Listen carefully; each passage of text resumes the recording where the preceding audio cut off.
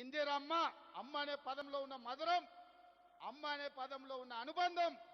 ఇందిరమ్మ మన కన్న తల్లి కాకపోవచ్చు, సొంత తల్లి కంటే ఎక్కువ ఆదివాసులను, గిరిజనులను, దళితులను చూసుకున్నది కాబట్టి ఇందిరాగాంధీ ఇందిరమ్మ ఈ దేశానికి నాయకత్వం వహించింది.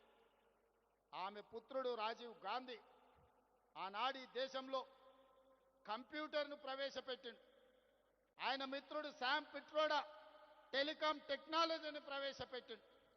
ఆనాడు ప్రధానమంత్రిగా రాజీవ్ గాంధీ, ఐటీ టెలికాం మినిస్టర్గా శామ్ పిట్రోడా ఈ దేశంలో కంప్యూటర్ని, టెలికాం వ్యవస్థని అందిస్తే రెడ్డిలు, చౌదరులు, నాయుడులు, రావులు ఈరోజు కంప్యూటర్ సంస్థలకి యజమానులై అమెరికాలో సిలికాన్ వ్యాలీని శాసించి అమెరికా ఆర్థిక వ్యవస్థనే గుప్పిట్లో పట్టుకోగలిగిన గొప్ప మేధావులుగా ఆనాడు రాజీవ్ గాంధీ ఇచ్చిన కంప్యూటర్, ఐటీ టెక్నాలజీ విప్లవమే, కంప్యూటర్ విప్లవమే, ఐటీ టెక్నాలజీ విప్లవమే ఈరోజు అమెరికా కాదు ప్రపంచ దేశాలను ఓ రెడ్డి, ఓ చౌదరి, ఓ నాయుడు, ఓ రావు శాసిస్తున్నాడు అని అంటే దానికి మన నాయకుడు రాజీవ్ గాంధీ చేసిన పునాదులే ఐటీ విప్లవం, అదే విధంగా కంప్యూటర్ విప్లవం.